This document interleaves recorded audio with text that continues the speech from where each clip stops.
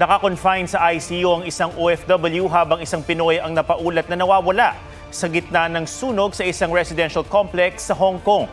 Umakyat na sa mahigit 60 ang nasawi sa sunog na madali umanong kumalat dahil sa mga ginamit na material sa renovation ng mga gusali. May report si Darlene Kai.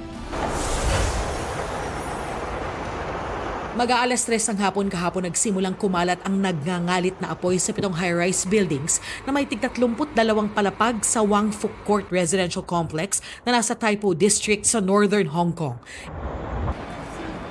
Hinabot ng mahigit 24 oras bago na-control ang apoy sa 4 sa 7 apartment block.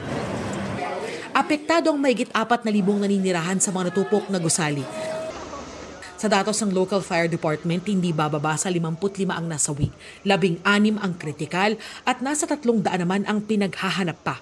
Our major challenge is the temperature is very high in the fire ground, and the inside layout is very complex because the scaffolding is collapsed. Kabilang sa apektado at nasa ospital ang isang Pilipino. Mayroon pa tayo isang report ng isang employer na nawawala. Ang babae natin na hinahanap po ng kanyang employer na nakarating naman po sa mga authorities. Ayon sa Overseas Workers Welfare Administration, 70 hanggang 80 OFWs ang may rehistradong address sa Wang Fuk Court Housing Complex. 19 sa kanila kumpirmadong nailigtas. Nasunugan ng passport, nasunugan ng mga employment contract, at ito po ay agad-agad namang sinusolusyonan po ng PCG and our MWO.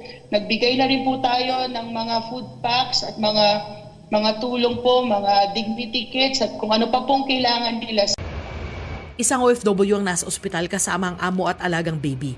Siya raw ang narinig sa nag-viral na audio recording na nananawagan ng tulong. Sa ngayon, hindi pa matiyak kung may mga Pilipinong na-trap sa mga nasunog na gusali.